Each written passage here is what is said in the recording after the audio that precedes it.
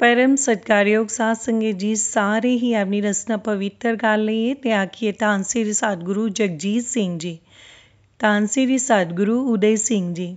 साध संगत जी असी कल तो सूबा रेशम सिंह जी कैनेडा वालियां नाल संबंधित साखियां दा आनंद माण रहे हाँ ते अज जो होर साखी दसदे ने कि उन्हां नाल एक अद्भुत घटना घटी। ਉਹ ਕੈਨੇਡਾ ਵਿੱਚ ਸ਼ੀਅਰਜ਼ ਨਾਮੀ ਕੰਪਨੀ ਵਿੱਚ ਮਿਸਤਰੀ ਦਾ ਕੰਮ ਕਰਦੇ ਸਨ। ਉਹਨਾਂ ਨੂੰ ਗ੍ਰਾਹਕਾਂ ਨੂੰ ਦੇਖਣ ਅਤੇ ਉਹਨਾਂ ਦੀਆਂ ਸ਼ਿਕਾਇਤਾਂ ਸੁਣਨ ਲਈ ਸੈਂਕੜੇ ਮੀਲ ਜਾਣਾ ਪੈਂਦਾ ਸੀ। ਸੋਧ ਰੱਖੀ ਹੋਈ ਸੀ, ਬਾਹਰ ਦਾ ਅੰਨ-ਜਲ ਨਹੀਂ ਸੀ ਵਰਤਦੇ। ਇਸ ਕਰਕੇ ਉਹ ਆਪਣੇ ਨਾਲ ਸੁੱਕੇ ਮੇਵੇ ਇਤਿਆਦਿ ਲੈ ਜਾਂਦੇ ਤੇ ਉਹਦੇ ਨਾਲ ਹੀ ਗੁਜ਼ਾਰਾ ਕਰਦੇ ਸਨ।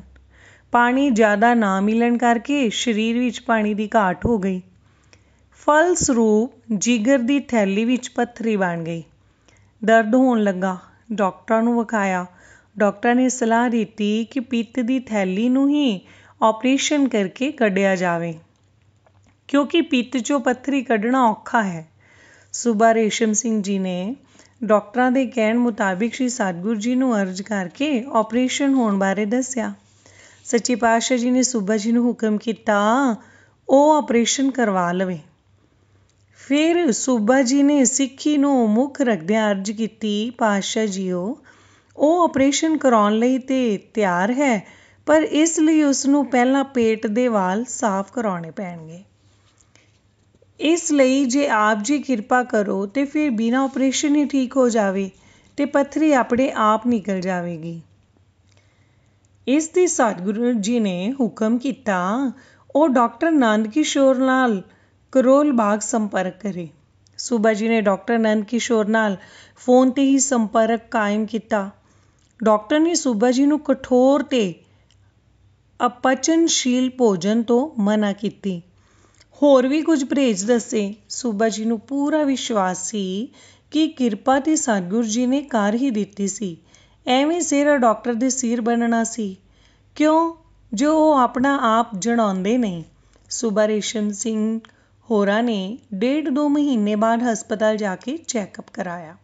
डॉक्टर ने एक्सरे मशीन दे हेठां लटा के सारी जांच पड़ताल की। पित्त दी थैली विच कोई पत्थरी नहीं दिखाई दित्ती। डॉक्टर हैरान सन कि ये किवें हो गया। एक होर साखी है। जनवरी-फरवरी 1993 ईस्वी दी गल है। श्री सागू जी टोरंटो यात्रा दा प्रोग्राम सी। श्री सतगुरु जी की टोरंटो यात्रा का प्रोग्राम सी। सच्चे पातशाह जी का डेरा सूबा रेशम सिंह जी के घर ही सी। बड़ी रौनक लगी हुई सी। टोरंटो विच रह रहे 25-30 नामधारी परिवारों वास्ते यह बड़े ही भागा वाली गल सी कि श्री सागू जगजीत सिंह जी उन्हां नूं दर्शन देण ते उन्हां नूं कृतार्थ करन लई आप इत्थे पधारे हन। इत्थों दे कई लोग कई सालां तो उन्हां दे उत्थों दर्शन देण दी आस लाई बैठे सन।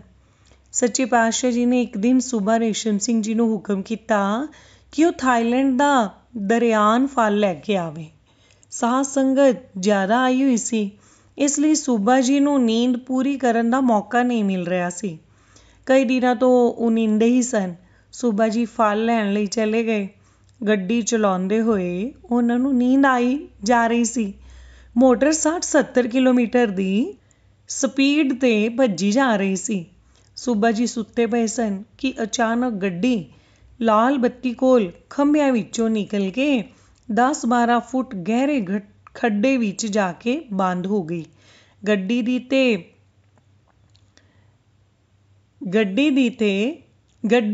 तेल दी टंकी फट गई। पानी दी टंकी भी फट गई। खेतां विच खड़े पौधे सूबा जी दे कन्नां नूं लगन लगे। तां जाके सूबा जी दी नींद खुल्ली। उन्हां नूं समझ ना आवे कि वो कित्थे पहुंच गए होए हन। उन्हां नूं बाद विच पता लगा कि वो नींद दी हालत विच ही खेतां विच पहुंच चुके होए सन।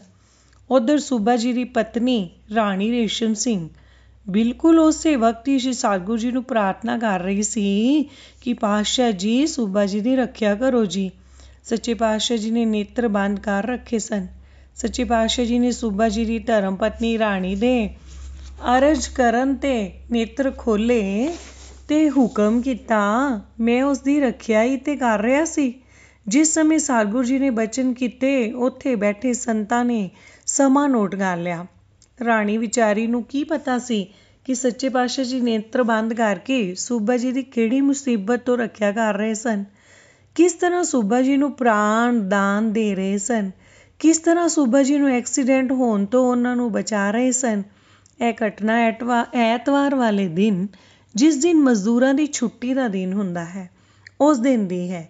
ਸਾਰੇ ਮਜ਼ਦੂਰ ਛੁੱਟੀ 'ਤੇ ਸਨ। ਫਿਰ ਵੀ 2 ਗੋਰੇ ਕਿਤੋਂ ਦੀ ਉੱਥੇ ਆ ਗਏ। ਉਹਨਾਂ ਆ ਕੇ ਸੂਬਾ ਜੀ ਨੂੰ ਕਿਹਾ ਕਿ ਉਹ ਉਹਨਾਂ ਦੀ ਮਦਦ ਕਰਨ ਨੂੰ ਤਿਆਰ ਹਨ। ਉਹਨਾਂ ਸੂਬਾ ਜੀ ਨੂੰ ਸਲਾਹ ਦਿੱਤੀ ਕਿ ਉਹ ਜਿਵੇਂ ਕਿਵੇਂ ਹੋਵੇ ਗੱਡੀ ਨੂੰ ਉੱਪਰ ਸੜਕ ਤੱਕ ਲੈ ਆਉਣ, ਨਹੀਂ ਤੇ ਖੇਤਾਂ ਦੇ ਮਾਲਕ ਆਪਣੇ ਖੇਤ ਦੇ ਹੋਏ ਨੁਕਸਾਨ ਦਾ ਮੁਆਵਜ਼ਾ ਮੰਗਣਗੇ। ਭਾਵੇਂ ਗੱਡੀ ਦਾ ਆਇਲ ਚੈਂਬਰ ਤੇ ਰੇਡੀਏਟਰ ਖਰਾਬ ਹੋ ਚੁੱਕਾ ਸੀ, ਪਰ ਫਿਰ ਵੀ ਸੂਬਾ ਜੀ ਨੇ ਮਨ ਵਿੱਚ ਸ੍ਰੀ ਸਤਿਗੁਰੂ ਜਗਜੀਤ ਸਿੰਘ ਜੀ ਨੂੰ ਯਾਦ ਕੀਤਾ ਤੇ ਗੱਡੀ ਸਟਾਰਟ ਹੋ ਗਈ। ਗੱਡੀ ਉਛਲ ਕੇ ਸੜਕ ਦੇ ਕਿਨਾਰੇ ਆ ਗਈ। ਸੜਕ 'ਤੇ ਆ ਕੇ ਸਮਾਂ ਵੇਖਣ ਲਈ ਘੜੀ ਨੂੰ ਵੇਖਿਆ ਤਾਂ ਘੜੀ ਰੁਕ ਗਈ ਹੋਈ ਸੀ। ਬਾਅਦ ਵਿੱਚ ਘਰ ਨੂੰ ਪਹੁੰਚੇ ਤਾਂ ਕੁਝ ਸੰਤਾਂ ਨੇ ਸੂਬਾ ਜੀ ਦੀ ਬੰਦ ਪਈ ਘੜੀ ਦਾ ਸਮਾਂ ਦੇਖ ਕੇ ਦੱਸਿਆ ਕਿ ਇਸੇ ਸਮੇਂ ਸਤਿਗੁਰੂ ਜੀ ਨੇ ਨੇਤਰ ਬੰਦ ਕਰਕੇ ਬਚਨ ਕੀਤੇ ਸਨ। ਗੱਡੀ ਦਾ ਨੁਕਸਾਨ ਤਾਂ ਹੋਇਆ, ਪਰ ਸੂਬਾ ਜੀ ਨੂੰ ਐਵੇਂ ਮਾੜੀ ਮੋਟੀ ਰਗੜ ਹੀ ਲੱਗੀ। ਗੱਡੀ ਦਾ ਤਾਂ ਬੀਮਾ ਸੀ, ਇਸ ਕਰਕੇ ਉਹ ਨੁਕਸਾਨ ਤਾਂ ਪੂਰਾ ਹੋ ਹੀ ਜਾਣਾ ਸੀ। ਇਸ ਤਰ੍ਹਾਂ ਇੱਕ ਵਾਰੀ ਫਿਰ ਸੂਬਾ ਜੀ ਗੱਡੀ ਚਲਾਉਂਦੇ ਚਲਾਉਂਦੇ ਸੌਂ ਗਏ। ਗੱਡੀ 70-80 ਦੀ ਰਫ਼ਤਾਰ 'ਤੇ ਸੀ। ਸੱਚੇ ਪਾਤਸ਼ਾਹ ਜੀ ਨੇ ਇੱਕ ਵਾਰ ਫਿਰ ਸੂਬਾ ਜੀ 'ਤੇ ਕਿਰਪਾ ਕੀਤੀ। ਆਪ ਗੱਡੀ ਵਿੱਚ ਪ੍ਰਗਟ ਹੋ ਗਏ ਤੇ ਸੂਬਾ ਜੀ ਨੂੰ ਆਪ ਉਠਾਇਆ। ਇਸ ਤਰ੍ਹਾਂ ਇੱਕ ਵਾਰ ਫਿਰ ਦੁਰਘਟਨਾ ਹੁੰਦੇ ਹੁੰਦੇ ਸੂਬਾ ਜੀ ਬਚ ਗਏ। ਇਸ ਤਰ੍ਹਾਂ ਸੂਬਾ ਰੇਸ਼ਮ ਸਿੰਘ ਹੋਰੀ ਸੱਚੇ ਪਾਤਸ਼ਾਹ ਜੀ ਦੀ ਕਿਰਪਾ ਦੇ ਪਾਤਰ ਹਨ। ਉਹਨਾਂ ਦਾ ਕਹਿਣਾ ਹੈ ਕਿ ਇੱਥੇ ਉਹਨਾਂ ਨੂੰ ਵਿਦੇਸ਼ਾਂ ਵਿੱਚ ਹੀ ਵੀ ਰਹਿੰਦਿਆਂ ਇਸ ਤਰ੍ਹਾਂ ਮਹਿਸੂਸ ਹੁੰਦਾ ਹੈ ਜਿਸ ਤਰ੍ਹਾਂ ਸੱਚੇ ਪਾਤਸ਼ਾਹ ਜੀ ਹਮੇਸ਼ਾ ਹੀ ਉਹਨਾਂ ਦੇ ਅੰਗ ਸੰਗ ਹੋ ਕੇ ਉਹਨਾਂ ਦੀ ਰੱਖਿਆ ਕਰਨ ਲਈ ਹਾਜ਼ਰ ਨਾਜ਼ਰ ਰਹਿੰਦੇ ਹਨ।